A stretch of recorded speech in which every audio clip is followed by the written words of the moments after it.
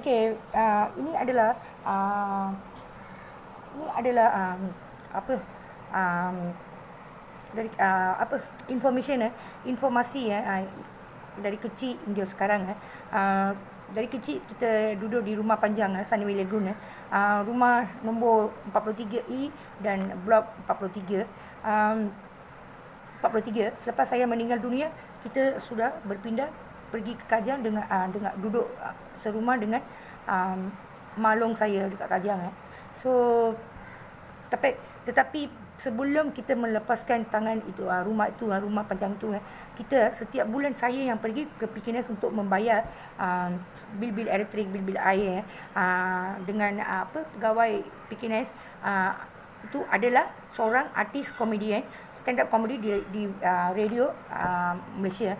Dan setelah itu, selepas keluar dari rumah anak yatim Piara Society kawan saya yang duduk Piara Society bernama Nagama kahwin anak perumal bernama Mutu Kumar. Dia seorang penyanyi artis jugalah. So Nagama sebelum kahwin dia sudah mengandung sudah mengandung. Lepas tu di percepatkan perkahwinan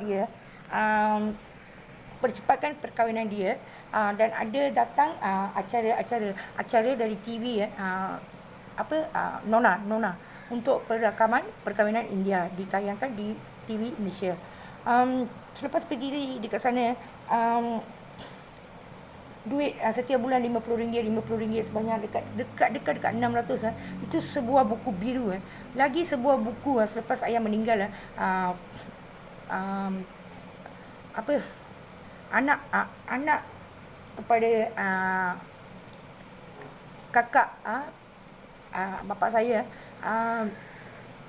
telah membanking RM100 di buku kuning, dan selebihnya mereka mengambil dalam masa perkahwinan mereka hanya membagi duit KWSP hanya RM1,000 dibagi untuk perkahwinan. Dan saya menanya balik kepada uncle saya, pakcik saya, dia menyatakan saya sudah membagi RM2,000 kepada tangan makcik Cina saya, tapi makcik Cina saya setelah menipu. Biarkan saja kan. Duit-duit perkahwinan, pertunangan saya membayar sendiri. Setiap bulan dimasukkan duit ke bank, akaun finance. Setiap kali selepas masuk adalah adik saya ke atau untuk pertolongan orang lain ke, sampai hari ini tiada simpanan boleh dibuat dan di bank-bank simpanan. Setiap kali simpan, setiap kali itulah mereka merampas. Selepas itu okey, kebajikan yang diambil dari Jambatan Kebajikan 11 bulan 400, kehilangan 4,400. Dia masih aktif, tapi pegawainya menyatakan ada dalam proses tapi memandangkan duit yang selalu masuk bank Islam milik saya ada masuk sedang aktif akaun saya, tapi atas nama saya ke akaun lain. So saya biarkan saja. Selain dari BRIM atau BKM tiada apa-apa bantuan dari kerajaan yang boleh saya membuat mengambil seperti orang lain bantuan-bantuan lain. Itu pun BRIM 2 tahun nak tak dapat. Pergi ke pejabat untuk membuat pendaftaran, mereka menyatakan tarikh tutup dah habis, tidak boleh buat pendaftaran. Okey, terus kami itu saja. Okey. Okey, what important bagi okey. Itu sama. Okey. Okey, memang ayah saya ada ladang yang besar yang ditanam pokok durian, pokok kelapa, pokok sereh, banyak. So semasa saya pergi ke estate itu untuk membagi kad perkahwinan saya, makcik Cina saya meminta saya datang dengan suami dan mendaftar, buat pendaftaran tanah itu atas milik saya. Saya menyatakan itu sudah lama mereka jaga, biarlah mereka yang jaga, tak payah. Kata kalau saya susah saya akan datang untuk minta pertolongan.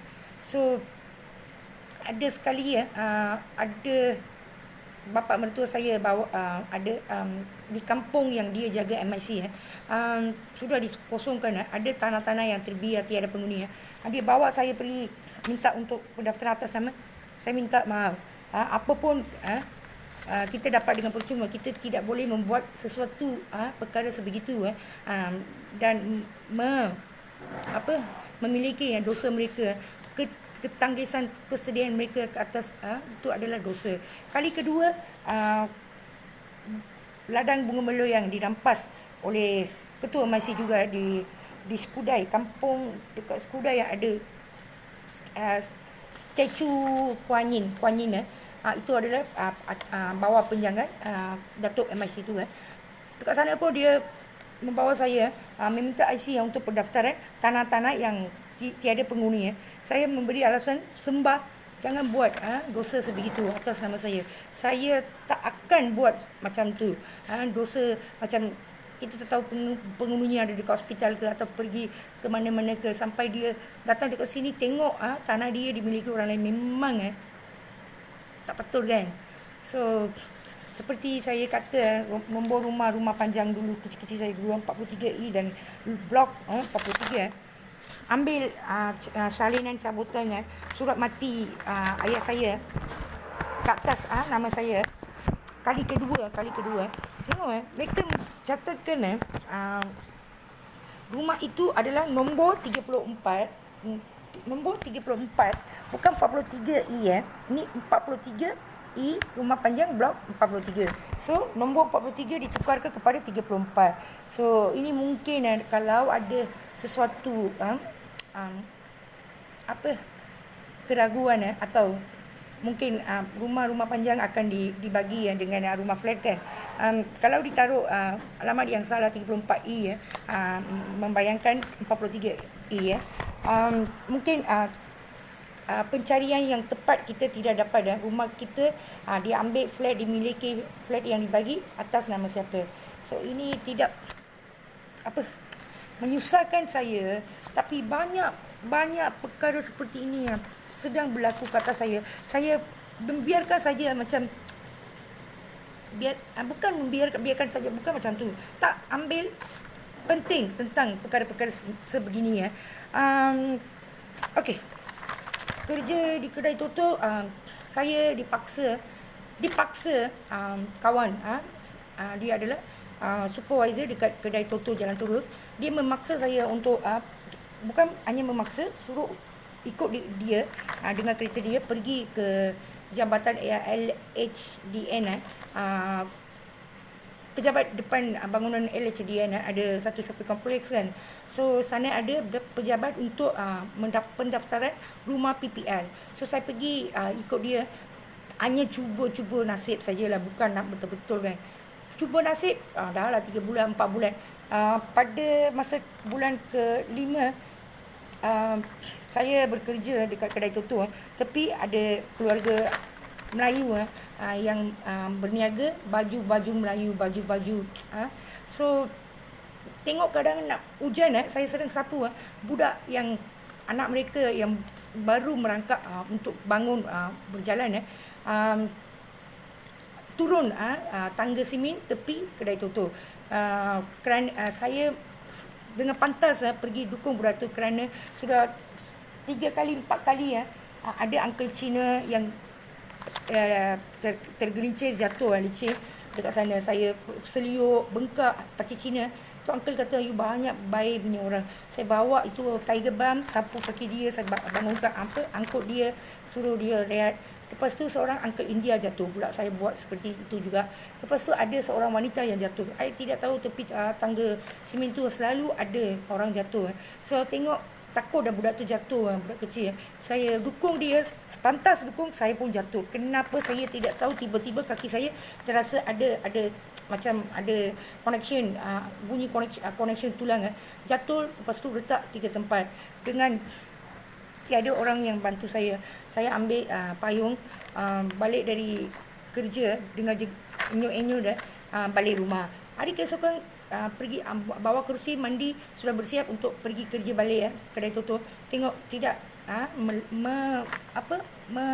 benarkan saya, mengizinkan saya, kerana kaki terlalu bengkak macam bukit, terlalu tinggi So dalam keadaan tu saya pergi ke KK Taman U untuk buat X-ray dan meminta apa yang telah berlaku. Selepas X-ray, mereka menyatakan 3 tempat letak di kaki, tapak kaki telah retak teruk. So saya minta bantuan ambulans. Mereka tiada ada ambulans yang kosong untuk membawa saya. Dari rumah Tambang Bas pergi ke Tamanni RM1, saya ada RM5 saja. Jalan seala ke HSA adalah RM3.40. Saya pun nangis dengan bersusah hati, tiada orang untuk tolong saya. Saya pergi sana, Dr. Cina, Dr. Senior datang mengarahkan 2 attendant Melayu lelaki untuk mensimen kaki saya. Tapi mereka mensimen macam sepasang kasut macam kasut tepat dengan kaki dengan tapak kaki. So saya pun balik. Selepas balik, lepas ada appointment, saya pergi balik untuk rawatan. Doktor Cina yang sama menanya attendant tu, kenapa you orang pakai simen macam ni, terlalu rendah, pakai macam stocking sampai lutut. So mereka pun tukar balik simen itu. Okay. Sungai B. Okay, okay, tiada anak selama 2 tahun. Okay. Ibu bapa saya selepas mendirikan sudah kahwin, mendirikan rumah tangga 7 tahun lebih, tiada kan tak mengandung. So mereka membuat ajat untuk kalau dah mengandung dengan tangan anak yang dikandung, dilahirkan anak pertama tu, sekalung bunga melur dibagi kepada koil atas buah, dan sepegang duit shilling dibagi dalam tabung koil. So selepas habis itu sedang bapa saya ambil RM5 tukar semua seluruh RM5 itu ke 5 sen. Lepas tu dia memberi dekat tangan kita dengan 2 plastik. Saya dengan adik saya suruh kita mensedekah kepada orang-orang yang sedang mengemis di tepi jalan, tepi tangga. Sedang kita dalam perjalanan bagi mereka duit 5 sen, tiba-tiba ayah saya pegang dada, kata sakit, jatuh. Dia suruh saya memijak dada sakit dia di tempat bersebelahan orang-orang yang minta sedekah, dan mengambil botol mineral daripada orang pengemis. Dia minum air itu untuk menahan kesakitan. Lepas tu datanglah pembawa ahli-ahli Persatuan Bulan Sabit Merah mengambil ayah saya, pergi dengan ambulans Bulan Sabit Merah. Pergi sana sehari malam. Ayah saya sudah dibawa ke ICU. Kami duduk di tempat depan lobi hospital. So tengah tidur mereka, jururawat 2 orang datang ke bawah meminta memanggil dengan nama Kasturi Iswaran. Siapa? Kita bangun. So dia kata, ayah, kamu tidak mahu mengambil apa-apa makanan ataupun minum. Kalau kita memaksa dia menyuruh bawa anak-anak ke depan ayah saya, anak kita itu cermin ICU, dan suruh kami makan depan ayah saya kuah Milo dengan roti putih. Kita makan. Selepas itu ayah saya ada sikit-sikit 2-3 sudu bubur dimakannya dengan tampalan-tampalan yang alat elektronik. Kita belum ada cuti sekolah, so kami balik dengan ibu kedua, ibu tiri kita balik ke Rumah Panjang. Malam itu saja sekumpulan besar. Kita kan, ayah saya kan dihormat di Rumah Panjang, semua ada kumpulan-kumpulan yang besar, orang-orang hormat bapa saya. So diorang datang nangis. Masa tu saya sudah menyedar ayah saya takkan balik. Cara mereka menangis, menumpuk-numpuk, diorang dah jadi macam tu lah, dah jadi anak yatim lah, tiada orang akan jaga masalah-masalah keselamatan. So saya dah tahulah apa telah berlaku kepada ayah saya. Okey. Selepas kaki retak 3 tempat cuti yang sakit dibagi 6 bulan, tetapi gaji yang dibayar dari pihak Sokso adalah RM1,800 untuk 2 bulan saja. Saya tidak pergi balik untuk meminta duit gaji lebihnya. Saya biarkan sajalah, mandangkan kaki belum lagi pulih dari pada berjalan dengan biasa.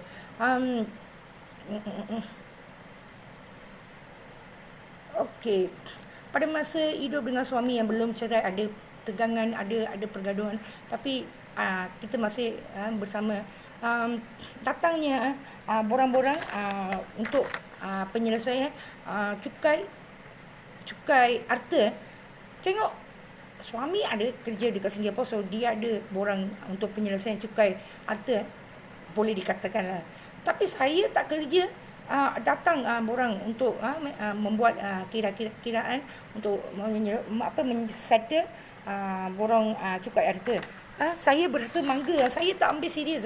Rasa mangga, gembira, lucu juga. Saya tahu satu cara duit cukai dibayar hanyalah dengan gaji yang tinggi, bukan dengan gaji yang biasa. So saya ambil borang itu, simpan sajalah di tempat simpan kertas-kertas selebihnya.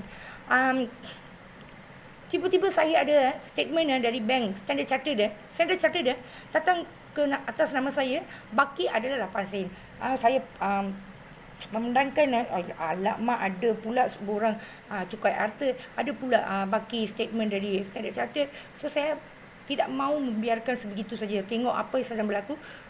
Saya berjalan kat, saya tanya di manakah Standard Chartered dengan orang lain. Mereka kata mungkin dekat sebelah tempat kedai bersebelahan dekat sekolah menengah Mutiara ni. Saya dari sini jalan kaki pergi sana, tengok tiada bank Standard Chartered. So tiba-tiba sebuah taksi datang, abang India, tanya nak pergi mana. Saya kata Standard Chartered. Dia kata dalam RM20 tambang boleh tak? Saya kata okey lah, sudah jalan jauh dekat panas, sudah letih badan, kaki tak boleh jalan. Hantar dekat kawasan Pelangi ada bank Standard Chartered. Saya pergi dalam, tanya pegawai berbangsa Cina, wanita, kenapa saya ada statement dari Standard Chartered memandangkan saya tidak pernah membuka akaun Standard Chartered. Dia menyatakan ada kemasukan keluar gaji di dalam akaun atas nama saya. So saya tanya bagaimana mereka membuka. Dia kata menerusi online komputer. So saya kata boleh tak ambil penyata untuk saya tengok statement. Dia kata mungkin memerlukan RM10, RM20, memandangkan tangan saya hanya ada tambang bas balik atau ambil taksi sikit lah. So saya biarkan sajalah, saya suruh tutup, saya balik sajalah. Masa bekerja dekat kedai Toto, supervisor saya dia India, anak satu, janda. Supervisor saya suruh saya mengajak saya pergi mall depan pejabat cukai pergi dekat pejabat asal LHD untuk meminta ada buat pendaftaran atas dapat rumah PPR.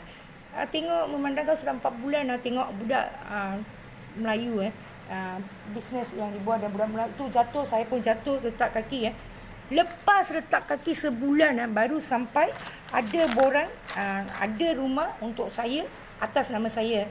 Atas nama saya datang rumah PPR untuk dimiliki oleh saya. So memandangkan kaki dah retak, dan saya tanya suami saya, ada tak kamu mau bayar ambil rumah ni? Kalau saya dah kerja, saya bayar balik. Ini susah mau dapat. So, tengok dulu rumah panjang pun ditinggalkan, saya tidak tahu dia flat tu dimiliki oleh siapa. Sekarang rumah yang bagi PPR itu pun saya tidak tahu siapa memilikinya. Macam ni lah semua atas nama saya diambil oleh orang. Okey, online komputer minta okey. Okey, setiap tempat saya pergi kerja tiada EPF dekat security guard ke mana-mana kalau walaupun diminta, mereka tidak layan kita, macam membuatkan kita gertak, macam tak layan, tak penting untuk kita apa kemasukan EPF macam tu mereka tunjuk. Selepas saya mula kerja dekat kedai pakai seng sudah 3 bulan lebih tengok orang yang datang belakang saya sudah ada caruman EPF kat KWC. Saya dibiarkan saja. Saya kerja sana kerja sini, ada baki sehingga 8,000 lah. 8,000 saya tanya bos saya, biarkan saja. Saya pun biarkan sajalah. So kedai bos kedai bintang dekat depan, dia datang, dia tanya saya, ada tak potongan caruman KWSP dibuat, potongan ada dibuat tak ke atas you, nama you. Saya kata tak adalah bos, sudah 3 bulan lebih tapi potongan tidak dibuat. Saya pun sudah merayu, meminta, tapi bos saya tidak mengiraukan, Seng tak mengiraukan. Tapi ini adalah sesuatu aran lah, dengan keras. So bos kedai bintang datang suruh saya bawa IC pergi ke jabatan KWSP untuk membuat laporan ke atas bos Cina Seng. So, saya kata tak apalah bos, memandangkan dia memang perangai macam tu, biarkan sajalah bos, saya tidak mahu membuat apa-apa laporan ke atas bos saya, kerana hanya perangai dia seperti menghina-hina, macam makan taika, makan nasi, ataupun 10 kilo beras sekali, masuk sekali makan. So memandangkan dia memang dah biasa lah dengan orang-orang pekerja-pekerja India, budak-budak India. So tapi pada masa sama, tengok leader saya berbangsa Melayu bernama Zu, dia tak kerja, tidur depan cashier, selalu tidur, malas. Suruh saya pergi beli top up Digi RM30 dan seminggu 4 kali 5 kali macam tu. Suruh saya pergi beli nasi dari restoran Melayu, ginjal ke pedal. Setiap pedal tu you pergi tanya tu anti, itu makcik dia akan taruh. So seperti inilah, tapi CCTV menunjukkan saya yang selalu beli top up RM30 seminggu 4 kali 5 kali. So mungkinlah mereka tengok macam tu, mereka ambil duit rampasan dari saya. Ambil penyata sekali lagi bank RHB kan. Okey. Mandangkan tidak memotong bos bintang memaksa saya untuk pergi report tak nak. Tapi apabila budak-budak yang drop out school 15 tahun 16 tahun dimarahi, ada suatu kali saya pergi tanya, kenapa uncle, you kenapa tak ada suka India, kenapa you selalu mau marah orang India saja, ni budak-budak kecil uncle, mereka banyak susah, kita marah-marah macam mana kita mau kerja dekat sini So dia macam tengok muka saya, dia tak cakap apa-apa, dia pergi saja. Tapi Su dilayan seperti anak angkat dia manja. Setiap hari ada 3 can yang diminum, simpan setengah, depan CCTV ada 7 can. Macam ni lah, seminggu, sebulan 3 helai baju baru dalam 2 minggu sekali dia pack dengan cantik-cantik dia akan untuk boyfriend dia. Kita memang tahu semua keadaan apa yang mereka buat. Tiba-tiba store kasut sekolah, 3 kotak kasut sekolah putih macam dipakai oleh jururawat bersaiz 3, 4, 5. Hanya ada kotak kosong kasut tapi dalam kasut tiada. Lepas tu Uncle Seng menuduh saya, you kan ada anak perempuan, mungkin you sudah curi. Mandangkan saiz itu 3, 4, 5, tapi saiz anak saya yang kecil sudah memasuki saiz 7. So saiz kaki anak-anak saya adalah 7, 8, 9 macam tu. So saya biarkan sajalah, setiap tempat saya pergi kerja tiada potongan EPF. Sekarang hari ni memandangkan semua yang boleh dibuat di atas nama saya, macam bantuan, macam pinjaman, macam rumah,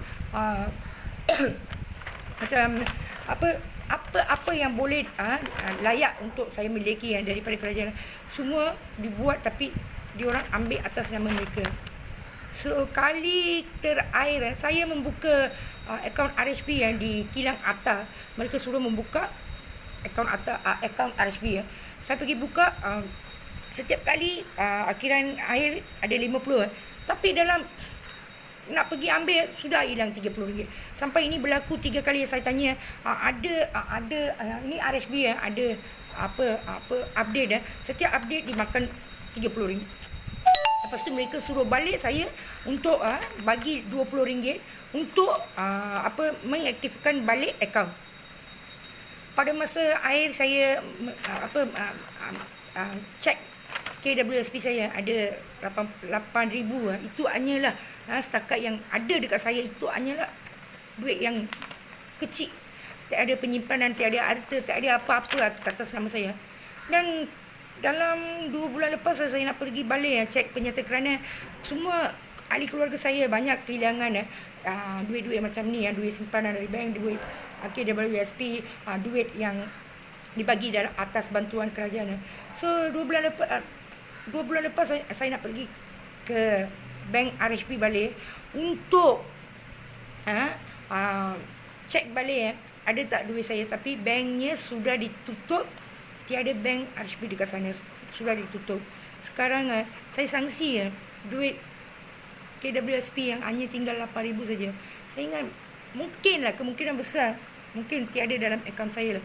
Kenapa mereka buat sebegini Kenapa mereka buat kereta yang dibagi oleh suami saya, kita pergi klinik pakar dekat ESO, dia pergi dukung anak saya. Masa itu saya tanya bos kedai jual kereta, berapa anggaran untuk trading. Dia kata pandangan 10,000. Kalau tengok baik-baik 12-13 boleh sampai lah. Tengok atas bumbu semua sudah kemeh. So bukan bekas suami saja yang saya yang tanya harga untuk trading kereta tu. Saya yang tanya, tapi dia masih berdiri depan. Dia ada dengar tapi tak menyoal apa-apa tentang apa yang saya tanya. So hari ini mereka rampas kereta, ambil duit, bawa kereta mereka sendiri, BGT 9300, sebulan 440 masuk akaun Arm Finance. Itu adalah dikatakan lamaran kedua saya bernama Ravindran. Nama timbangan dia Ceming. Ceming ini bermaksud, kalau Ceming bermaksud dari mungkin dari kumpulan arahan Cina. Kalau Jack itu mungkin arahan dari Kristian macam tu. So pemikiran saya lah. So sudah 7 bulan 440 saya dia tak pergi kerja, tak malas. Memanglah semua orang datang dekat rumah saya tak pergi kerja 3 bulan, 3 tahun, 4 tahun sampai sen pun tak bayar. Membangkitkan masalah antara keluarga, gaduh, pukul, menaikkan bil-bil elektrik. So beginilah caranya mereka membuat. Dan okey, bank RHB sudah tutup. Mandangkan ada sesuatu yang akaun duit-duit di akaun KWSP mungkin hilang. Mungkin hilang. Kenapa orang buat kalau sudah menjadi yang seorang yatim piatu, orang selalu buat sebegini. Mereka menyatakan ayah mereka sudah menjual mengambil duit alung, lepas tu anaknya digantikan dengan pembayaran. Kalau dia sudah meninggal dunia tiba-tiba, anaknya kena buat kerja 4 kali 5 kali lebih. Lepas tu semua hutang saya kena bayar. Memandangkan penyataan itu, ayah saya sudah menjual. Setiap kali kita sudah makan dan bersembang-sembang, ayah saya selalu menasihat saya, tak payahlah you orang belajar. Kalau tak boleh hafal, banyak susah. Tak payah susah-susah. Tensionkan fikiran you, fikiran otak kamu. Setakat belajar macam masuk tadika, guru tadika ataupun jadi jururawat pun sudah okey. Sebelum saya mati, saya mahu kamu merawat saya sebagai jururawat. So tengoklah, dia memberitahu belajar jadi guru tadika ataupun jururawat. So kalau saya dah jadi jururawat, memandangkan saya nak jadi jururawat dah ambil dekat 20 tahun kan, masa kecil. Memandangkan tu ayah saya tahu dia tak patut dan mati apabila umur saya 10 tahun. Tahu tak? Dia bukan mati tahu, dibunuh. Kenapa orang buat macam ni? Saya pun tidak tahulah. Apa orang buat? Semua duit. Kerja 4 tempat, 5 tempat emas, semua dari kecil dirampas. Siapa yang buat macam ni lah? Takkan orang tidak ada kemanusiaan, ada sedikit pertimbangan keadilan. Siapa yang sedang buat siapa dalam badan ni implant chip dekat badan Sehabis sudah makan, setahu-tahu saya minta pertolongan dari orang untuk kebebasan saya. Sebagai mereka lah raja, mereka lah menteri, mereka membuat semua tipu elah untuk membantu saya dari segi apa pun. Polis tak boleh bantu, AMI tak boleh bantu, NGO tak boleh bantu, hospital tak boleh bantu, siapa pun orang ternama tak boleh bantu kerana tipu oleh mereka telah menenangkan pertanyaan soalan saya kepada mereka. So setiba kebetulan kebenaran sudah mula diketahui oleh orang-orang yang berdekatan dengan saya, mereka sudah mula sangsi ada sesuatu orang sedang mengambil duit. So pada permulaan kebenaran tercetus di fikiran orang-orang yang boleh mengambil sesuatu tindakan kata saya. Masa itu mereka bagi saya sakit jantung. Lepas tu mereka buat apa? Susahkan saya. Mereka buat apa? Suruh saya lari KL lah, Kuala Lumpur lah, pergi Singapura dalam keadaan masa ini semua harta saya, gaji saya, duit kereta berharga RM10,000 diambil, RM60,000,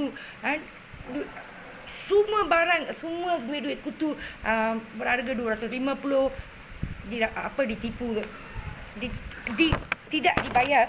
Yang menyatakan keluarganya sudah COVID, sudah banjir, susah membayar. Lepas RM250 bayar 10 bulan untuk necklace baru. Lepas 10 bulan saja saya bayar habis, saya ambil necklace tu. Adalah sesuatu kes yang bagi saya kesian, ataupun orang bodoh yang datang paksa saya mau hidup sama saya. Ada penangkapan polis, tiba-tiba saja orang keluar, saya kata ada phone dekat sini boleh digunakan untuk panggilan. Tiba-tiba saja cepat-cepat jalan, dikatakan ditangkap polis. Lepas RM5,000, RM4,000, berapalah sampai sekarang, berapa ratus ribu lah saya kena bayar berapa ratus ribu. Hari ni saya tidak tahu kenapa ahli keluarga bekas suami saya, adik laki dia, semua orang boleh kahwin lebih 3 kali 4 kali, tapi semua ada sesuatu profit, untung. Adik perempuan pun sekali kahwin lari, kali kedua kahwin, kandungan anak keempat, suaminya mati aksiden, dapat insurans. Lepas tu kali terakhir dia kahwin, tengok keadaan masih muda, muda lagi, ada perasaan untuk bahagia dan nafsu. So dia dikahwinkan, ada EPF, KWSP belum diambil.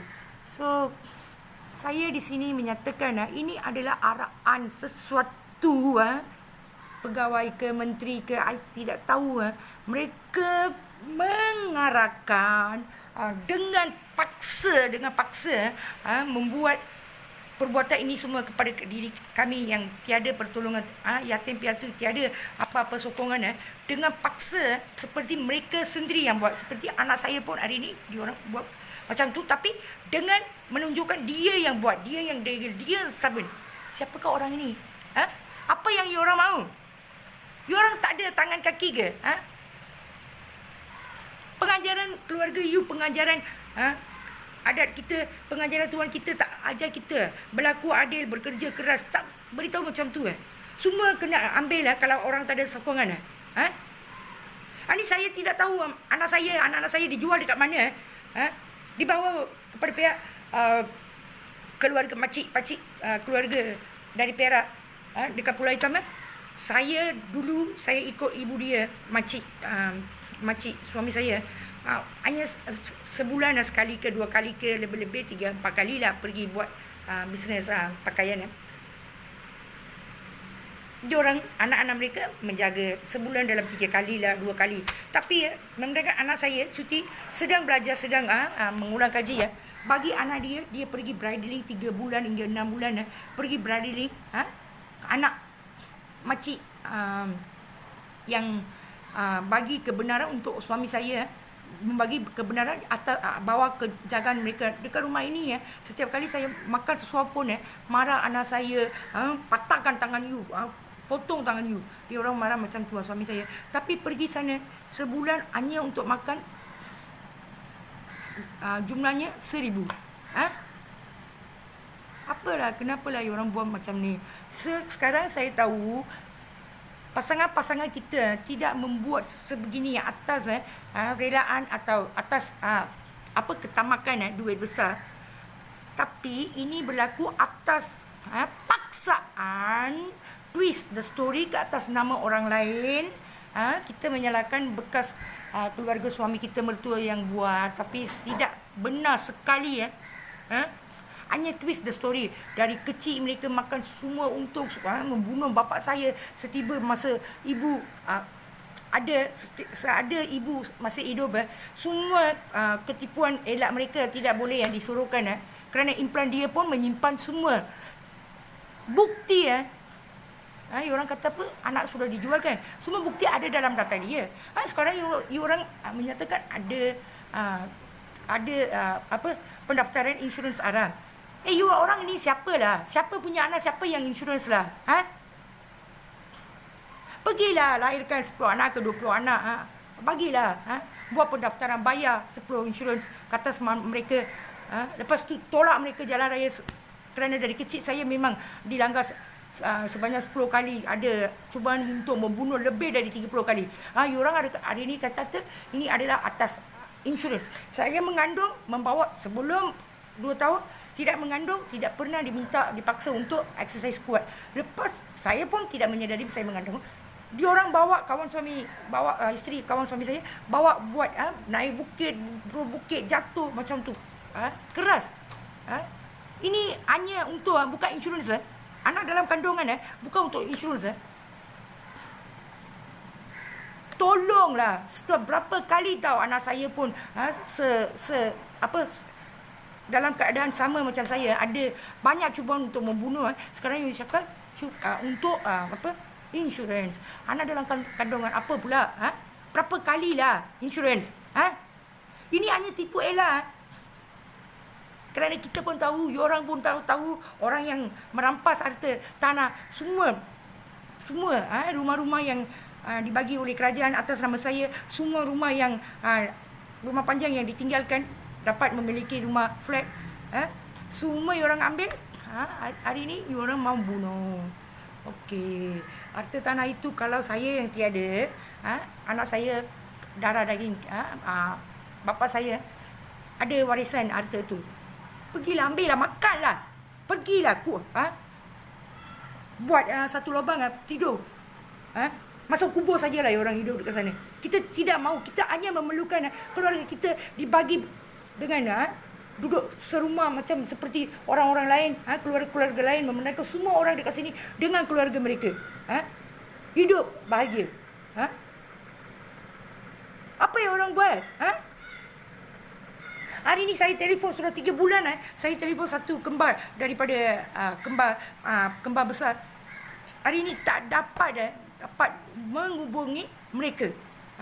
Bahaya-bahaya yang selalu saya hadapi, hanya kebanyakan risiko, ancaman, dibawa bagi minum, ambil duit saya, ambil semua kepunyaan saya, dibiarkan dengan 3 orang semalaman dengan penyiksaan. Ini sudah banyak kali berlaku tau. Bawa saya hantar dekat bus stop, tidak dibagi RM1 untuk tambang bas, Seremban ke KL ataupun ke JB. Apa ya? Orang ingat saya ni anjing ke? Datanglah seorang orang Melayu, wanita Melayu, dia bagi tambang bas. Naiklah, you jangan tunggu lagi lah tu orang-orang bodoh menggunakan menyeronok seronok dengan perempuan. Kawan you pun satu, dia perempuan kan. Kenapa you ditipu macam ni? Tengah-tengah jalan ambil semua duit tambang you, dia sudah balik, tidak memberitahu you tidak sedar diri, dia orang menggunakan you macam perempuan. Ya, macam anjing macam. Semalaman saya sini tak kuat tau. Sampai tak menyedari tapi ini keluar, itu masuk, ini keluar, ini itu masuk. Sudah berapa kali tau orang buat penyiksaan ini terhadap saya.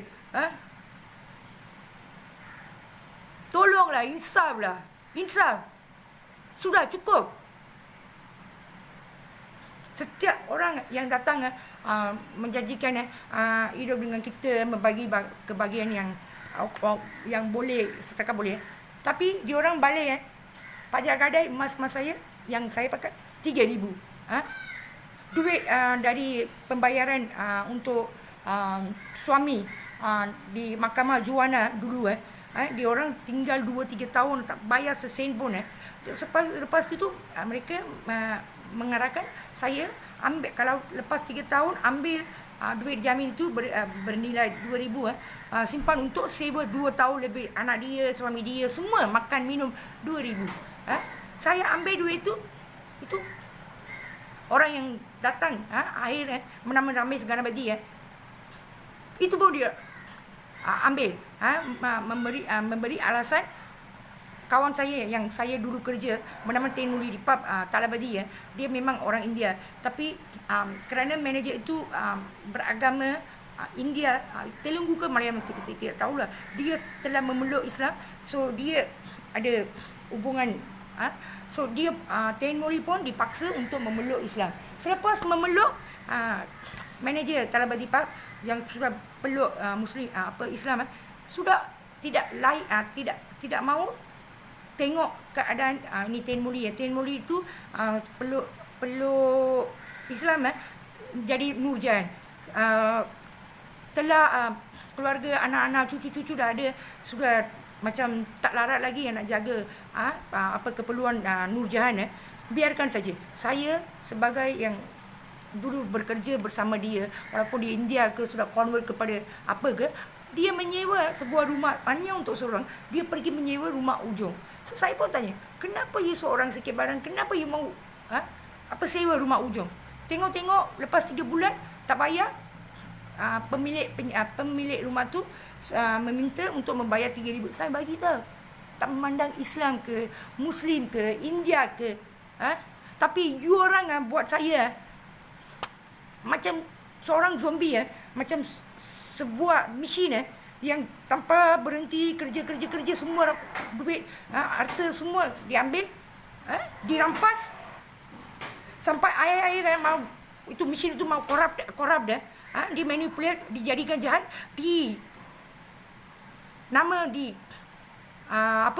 diburukan. Tengok air tak boleh pakai untuk macam dulu bawa bagi minum semua dibawa. Lepas tu saya dijadikan macam hamba seks, macam slave untuk seks. Memandangkan kalau masa ini itu pun saya tidak lara untuk melayan kalau saya tak lara lah, kalau saya dalam macam tu diorang selalu buat macam ni kan, tak lara dekat sana mereka gali lubang kuburkan saya dekat sana. Manakah tiada apa-apa profit dari saya, untung dari saya. Dan kenapa saya kena bunuh? Dulu nampak saya yang orang buat atas keluarga kita, atas nama ayah saya, bunuh ayah saya, semua emas, semua harta, semua keperluan kepunyaan kita, semua bantuan kerajaan, semua yang orang ambil. Hari ni apa yang mau lagi? Sudah untung kan? Dari seorang perempuan yang orang sudah makan berapa tahu? Tidakkah ajaran kita, ajaran kamu atau pembesaran keluarga kita, kawan-kawan kita, orang-orang sekeliling kita, adat kita, kepercayaan kita tidak mengajar langsung ini tidak sepatutnya dilakukan ke atas siapa-siapa. Kalau dah tahu kebenaran ini mau keluar, diorang tuduh apa? Ini untuk insurans. Apa insurans? Anak dalam kandungan pun diorang nak bagi mati. Apa lagi insurans? Ada juga tipu elah untuk insurans. Takkanlah orang pisahkan ibu anak yatim tiada keluarga.